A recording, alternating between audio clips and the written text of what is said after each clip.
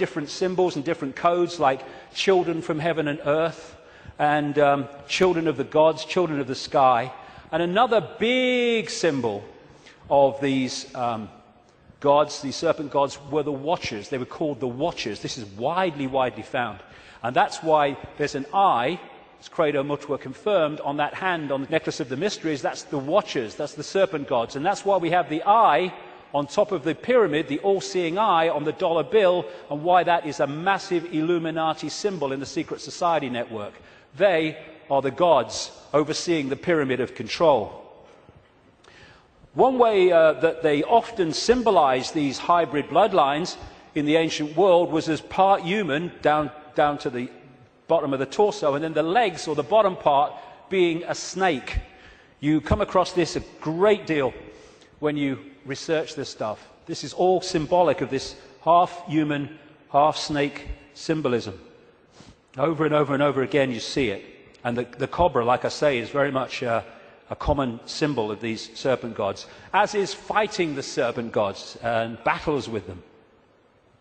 Even the word Messiah comes from Mesa, the Nile crocodile, which they used the oil from the Nile crocodile to anoint the pharaohs. And even today in the British coronation ceremony, they symbolize that as part of our own ceremony appropriately. In the Bible, the devil is symbolized or described in reptilian terms. The old serpent called the devil and Satan, who deceiveth the whole world. He was cast out into the earth, and his angels were cast out with him. Fallen angels, again, the recurring theme. All these folk tales about kissing frogs and turning into princes, and invariably you get reptilian themes, all part of the same story. And people send me images from all over the world as a result of the information I put out. It's amazing how many times you see the symbol of reptile and humans, or part human, part reptile. Or overseeing the gargoyles in the palaces and castles and churches of this elite are symbolic of that. And of course, over the last, I don't know, 20 years or so, there's been a massive reptilian symbolism in children's stories and children's entertainment. And then recently, I mean, you saw this, it's a quick one, this 16th century painting in the National Portrait Gallery of Queen Elizabeth I, they thought she was holding flowers because that's what someone had painted over. But with where what's underneath is coming to light, and this is a representation of it. It was in one of the papers, again holding the snake, very, very appropriate. And these aristocratic families, which became the hybrids, again used reptilian, dragon, and all these other serpent images on their various coats of arms and what have you. And one of the centres, like I said earlier, is London. Not necessarily London, the Great Conurbation, but the City of London and the temple that runs into the City of London. The City of London, of course, being the great centre of not just British finance, but global finance. And how appropriate that they too have the symbol of the flying dragon and the symbol of the Knights Templar Secret Society, a major strand in this web of secret societies, as the very symbol of the City of London. You pass these as you go into the city, of course. Another theme you find with images around the world is of serpents eating humans. And not nice, it isn't, of course, but they do eat humans. When these reptilians come into visible light, they use humans as their food, like humans use animals, cattle, sheep. And then you'll see the recurring theme all over the world. This is in Central America, the Mayan area. This is a painting by Credo Mutwa from South African myths of the serpent gods, the Chitauri, eating humans. And this is Alfa Romeo. What's he doing there? What's he bloody doing there? Same thing. And in the garden of one of the palaces, or whatever you call them, mansions of Silvio Berlusconi in Italy, the leader and one of the world's most corrupt men, is again the same image. And outside of visible light, they feed off human energy, human emotion, especially, well, only low vibrational emotion, because that's all they can really access.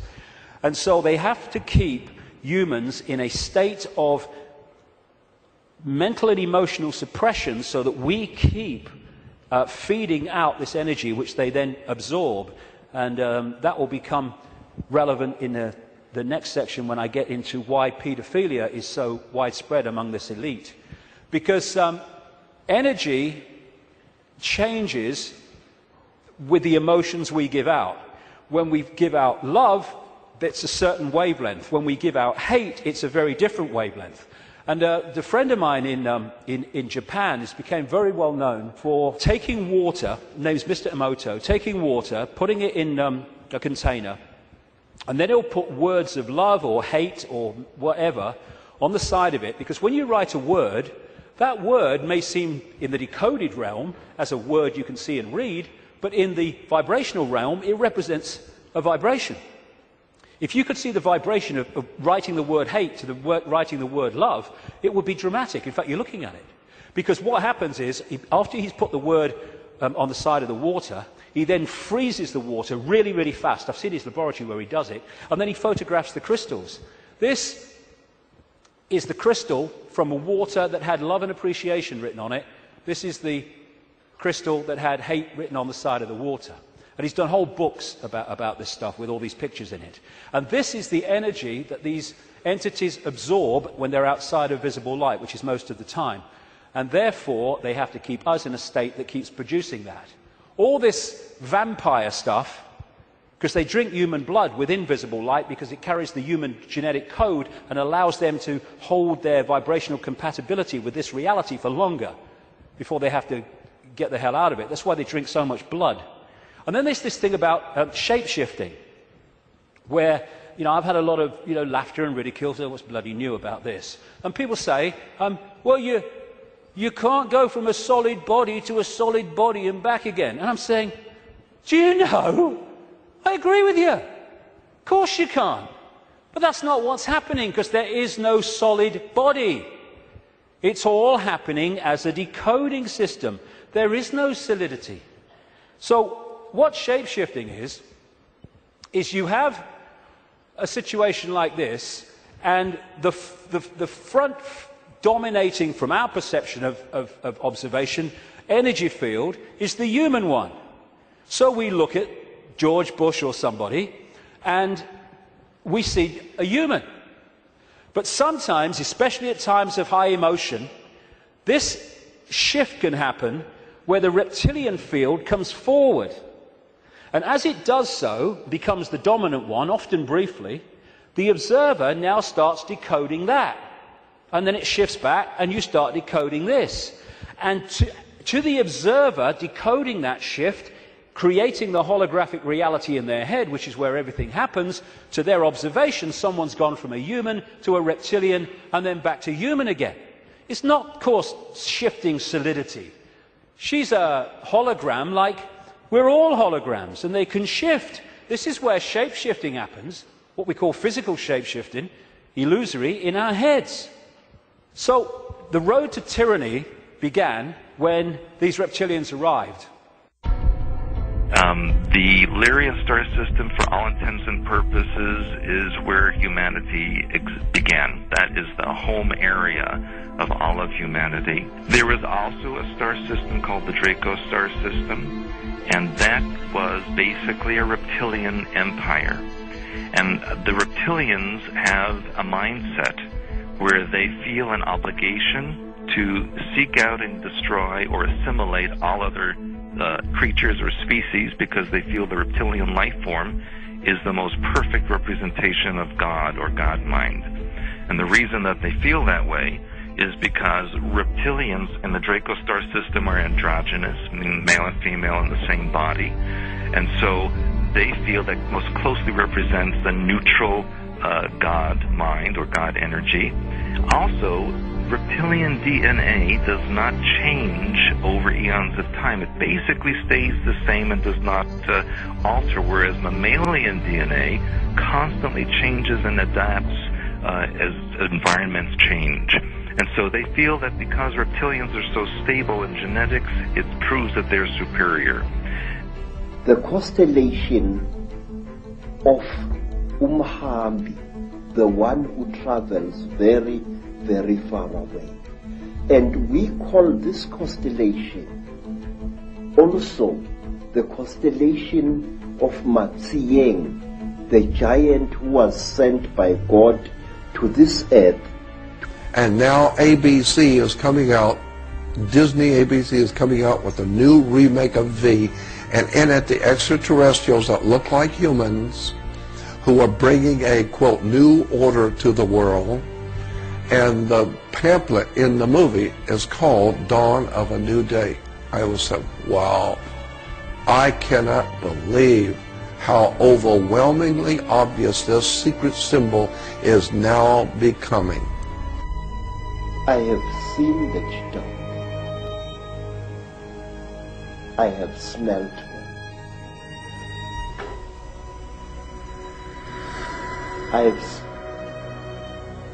I've had personal experience of these. And there are people who claim that these creatures are gods. There are people who claim that these creatures are experimenting on us. That is a lot of rubbish. They're carnivorous. They are not friendly to mankind, at least the ones that are here. There are 1,833 of them that have been living underground between 100 and 200 miles beneath the surface. They've been here, some of them have been here a long, long time. What have you seen them do? I've seen all of them drink human blood and consume human flesh, and they have their own goblets in which they have blood, and these goblets are encrusted with jewels. And they also have their own daggers, and the dagger goes into the goblet, and they stir the blood around with it, and it's also what it is, it's a symbol of a phallus going into vagina.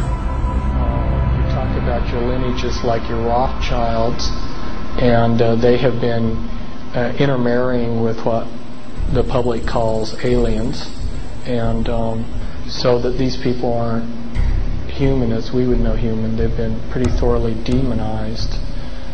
If we go back in time, the chief advisor to Queen Elizabeth I, Sir John Dee, he was a Kabbalistic black magician.